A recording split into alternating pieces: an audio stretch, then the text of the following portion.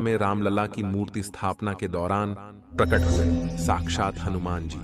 यह नजारा देख वहां खड़े सभी लोग धन्य धन्य हो गए। सभी के रोंगटे खड़े हो गए। आज की वीडियो में एक बहुत बड़े चमत्कार की जानकारी आपको देने वाले हैं, जो हाल ही में अयोध्या राम मंदिर में हुआ है। दोस्तों, आगे बढ़ने से पहले अगर आप एक सच्चे राम भक्त हैं तो वीडियो को लाइक करके कमेंट बॉक्स में जय श्री राम जरूर लिखें। दोस्तों, ऐसा कहा जाता है जहां पर भी राम कथा होती है वहां पर जो सबसे पहले आते हैं और कथा समाप्त होने के बाद सबसे अंत में जाते हैं, वे हमारे प्रिय हनुमान जी होते हैं। यानी कि जब भी और जहां भी प्रभु श्री राम से जुड़ा कोई भी कार्यक्रम होता है वहां हनुमान जी जरूर होते हैं। अब आने वाली 22 जनवरी को इस देश का सबसे बड़ा दिन आने वाला है, जहां बरसों का संघर्ष रंग लाने वाला है और हमारे कार सेवकों का बलिदान हमें भव्य राम मंदिर के रूप में हमें देखने को मिल रहा है। ऐसे में आगामी 22 जनवरी को होने वाली प्राण प्रतिष्ठा से पहले अयोध्या में कई सारे चमत्कार देखने को मिल रहे हैं। लेकिन अब जब इतना बड़ा प्राण प्रतिष्ठा का समारोह अयोध्या में होने जा रहा है तो इस बात की तो गारंटी है कि किसी न किसी रूप में हनुमान जी वहां पर जरूर मौजूद होंगे। और वही एक बड़ा चमत्कार अब अचानक से अयोध्या में देखने को मिला है। 22 जनवरी को होने वाले बहुप्रतीक्षित कार्यक्रम से पहले अयोध्या में 7 दिन के वैदिक अनुष्ठान शुरू हो गए हैं। जैसे जैसे प्राण प्रतिष्ठा का दिन नजदीक आ रहा है, राम भक्तों का उत्सुकता बढ़ रहा है। करीब 500 साल बाद रामलल्ला का गृह प्रवेश हुआ है। भारी सुरक्षा के बीच मूर्ति मंदिर परिसर में लाई गई। हनुमान गढ़ी के सामने सैकड़ों श्रद्धालु सड़क के दोनों तरफ खड़े रहे। भारी पुलिस बल और दर्जनों गाड़ियां मूर्ति वाले ट्रक के साथ चलती रहीं। मौके पर मौजूद श्रद्धालु इस मौके पर भावुक हो गए। जैसे ही मूर्ति को राम मंदिर में लाया गया, सभी लोग एक स्वर में घर पहुंच गए। प्रभु राम अपने आंगन में पहुंच गए, राम का जय घोष करने लगे। रामलल्ला की मूर्ति को गर्भगृह में स्थापित किए जाने की प्रक्रिया चालू है। इसी बीच अरुण योगीराज ने जो 51 इंच की मूर्ति घड़ी है उसे मंदिर परिसर के अंदर लाया गया, जिसका वजन 150 से 200 किलो है। रामलल्ला की मूर्ति को गर्भगृह में बने आसन पर रख दिया गया। कारीगरों ने मूर्ति को आसन पर खड़ा किया। इस प्रोसेस में 4 घंटे लगे, लेकिन इस पूरी प्रक्रिया के दौरान एक सबसे बड़ा चमत्कार यह दिखा कि जब कार्यशाला से राम मंदिर में ट्रक के माध्यम से रामलल्ला की मूर्ति लाई जा रही थी, तब पूरे मार्ग में ट्रक के साथ साथ एक बंदर चलता हुआ दिखाई दिया। जिस जिस दिशा में ट्रक जाता वह बंदर भी उस दिशा में साथ चलता रहता। सभी भक्त यह नजर अपनी आंखों से देख रहे थे और उस बंदर को साक्षात हनुमान जी का अवतार मान रहे थे। जय श्री राम, जय हनुमान के जय कर लग रहे थे। और जब क्रेन की सहायता से राम मंदिर परिसर में रामलाल की मूर्ति को उतारा गया है, तो गौरतलब बात यह है कि वह बंदर उस समय भी वहां पर मौजूद था। और जब सभी मजदूरों की सहायता से मूर्ति को गर्भगृह के अंदर खड़ा किया जा रहा था, तो वह बंदर रामलल्ला की उस मूर्ति को ऐसे निहार रहा था मानो साक्षात श्री हनुमान वहां उपस्थित हो। ऐसा कहा जा रहा है मंदिर में पहली बार रामलाल की मूर्ति स्थापित करने के पश्चात वह बंदर अचानक ही कहीं अंतर ध्यान हो गया। इसी चमत्कार पर सभी राम भक्त कमेंट बॉक्स में जय श्री राम, जय हनुमान जरूर लिखें। अब दोस्तों, आप सभी के मन में एक सवाल जरूर आ रहा होगा, आखिर राम मंदिर के गर्भगृह में इस नई मूर्ति को स्थापित किया जाएगा तो आखिर रामलाल की उस मूर्ति का क्या होगा जो 1939 में मस्जिद के गुंबद के नीचे से प्रकट हुई थी। आचार्य सत्येंद्र दास रामलला विराजमान को सबसे ज्यादा अहम बताते हुए कहते हैं, नए वाले भगवान राम का तो भव्य मंदिर बन ही गया है, लेकिन ज्यादा महत्व इन्हीं 1939 वाले रामलला का है। कोर्ट ने इन्हीं रामलला विराजमान के आधार पर फैसला दिया कि यही राम जन्मभूमि है। इसी के बाद मंदिर बनना शुरू हुआ। आचार्य सत्येंद्र दास बताते हैं, आप जानते हैं कि जितना विवाद हुआ है और जो कोर्ट में मुकदमा लढ़ा गया वो पहले से मौजूद रामलला विराजमान के नाम से लढ़ा गया। इन्हीं के नाम पर सुप्रीम कोर्ट ने हुक्मनामा दिया है। अब मंदिर बन गया है तो इसीलिए जैसे रामलला विराजमान की पूजा अर्चना पहले से होती रही, उसी प्रकार से होती रहेगी। उनके मुताबिक जहां नए रामलला रखे जाएंगे, वहीं पर पुराने रामलला भी रखे जाएंगे। रामलला की पूजा के बारे में आचार्य सत्येंद्र दास कहते हैं, सभी संप्रदाय अपनी पद्धति के हिसाब से रामलला विराजमान की पूजा अर्चना करते हैं। 16 मंत्रों से एक एक वस्तु को भगवान को समर्पित किया जाता है। राम के साथ भरत, लक्ष्मण और शत्रुघ्न सभी भाइयों की पूजा होती आई है। अब जो भव्य मंदिर बना है, उसी में इनकी स्थापना होगी। अयोध्या में रामलला का स्नान पूजन उज्जैन के शंख से होगा। यह शंख लेकर श्री महाकालेश्वर मंदिर के मुख्य पुजारी पम घनश्याम शर्मा गुरुवार शाम अयोध्या के लिए रवाना हुए। वे विशेष रामरथ से अयोध्या के लिए निकले हैं।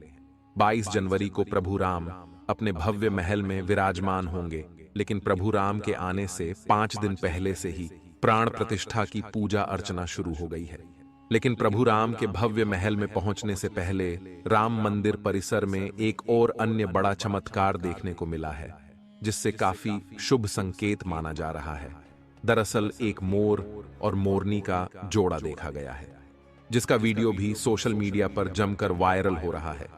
परिसर में मोर और मोरनी का जोड़ा रामलला के विराजमान होने से पहले देखा जाना दुर्लभ संयोग माना जा रहा है। धर्म के जानकार इसे शुभ समाचार बता रहे हैं। राम मंदिर प्राण प्रतिष्ठा के लिए एक तरफ जहां राम मंदिर परिसर तैयार हो रहा है, वहीं भगवान श्री राम का विग्रह आज परिसर पहुंच रहा है।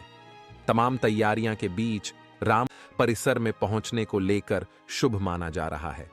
श्री राम जन्मभूमि पर नवनिर्मित दिव्य भव्य गर्भगृह में भाइयों सहित श्री राम लल्ला सरकार के विराजमान होने से पूर्व राष्ट्रीय पक्षी मोर और मोरनी की युगल जोड़ी का दिखना संपूर्ण सनातनियों के लिए ही नहीं, बल्कि उन सभी के लिए अत्यंत शुभ सिद्ध होगा, जिनके हृदय में श्री राम लल्ला सरकार की प्राण प्रतिष्ठा महोत्सव की प्रसन्नता व्याप्त है।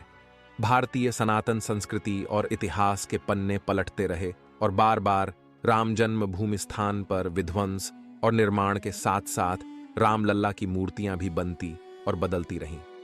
राम जन्मभूमि मंदिर में रामलला की मूर्ति की कहानी बड़ी दिलचस्प है।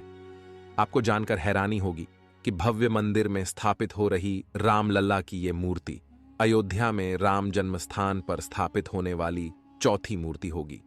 आप जरूर जानना चाहेंगे कि रामलला की बाकी की 3 मूर्तियों का इतिहास क्या है। आगे वीडियो में हम आपको बताएंगे महाराज विक्रमादित्य से लेकर बाबर काल और तब से अब तक, यानी 22 जनवरी 2024 की प्राण प्रतिष्ठा में स्थापित होने वाली रामलला की इन 4 पवित्र मूर्तियों की कहानी। पहली मूर्ति का इतिहास कहता है, यह ऐतिहासिक मान्यता है कि प्राचीन काल में कभी अयोध्या नगरी का पुनरुद्धार उज्जैन के नरेश महाराज विक्रमादित्य ने कराया था। उन्होंने ही राम जन्मभूमि पर भव्य मंदिर बनवाया था। 16वीं सदी की शुरुआत में मुगलों ने जब अयोध्या पर आक्रमण किया, तब राम जन्मभूमि के उस प्राचीन मंदिर में प्रभु श्री राम का जो विग्रह यानी मूर्ति स्थापित थी, मौजूदा समय में वह अयोध्या में ही स्वर्गद्वार मोहल्ले में स्थित महाराष्ट्रियन परंपरा के कालेराम मंदिर में आज भी विराजमान है। मान्यता है कि मुगल आक्रमण के समय तत्कालीन पुजारी ने इस विग्रह को अपमान से बचाने के लिए सरयू नदी में प्रवाहित कर दिया था, जो 220 साल तक सरयू की धारा में सुरक्षित रहा और 18वीं शताब्दी में एक पुजारी को आए देव स्वप्न के बाद फिर यह प्रकट हुआ।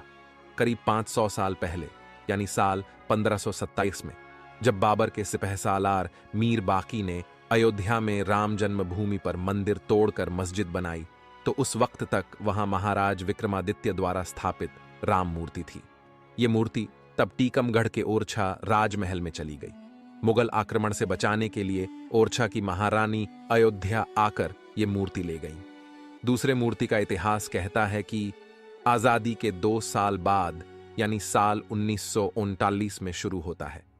22 और 23 दिसंबर 1939 की रात विवादित ढांचे में रामलल्ला की मूर्ति देखी गई। भय प्रकट कृपाला, दीन दयाला, कौशल्या हितकारी के भजन के शोर से पूरी अयोध्या नगरी गूंज उठी। पूरे देश में ये खबर आग की तरह फैल गई। खबर आई कि 22-23 दिसंबर 1939 की दरमियानी रात विवादित ढांचे के अंदर रामलला प्रकट हुए हैं। आसपास के कई गांवों में लोगों तक ये संदेश पहुंच गया कि रघुकुल कुलभूषण बाल रूप में जन्मभूमि स्थान मंदिर के गर्भगृह में पधार चुके हैं।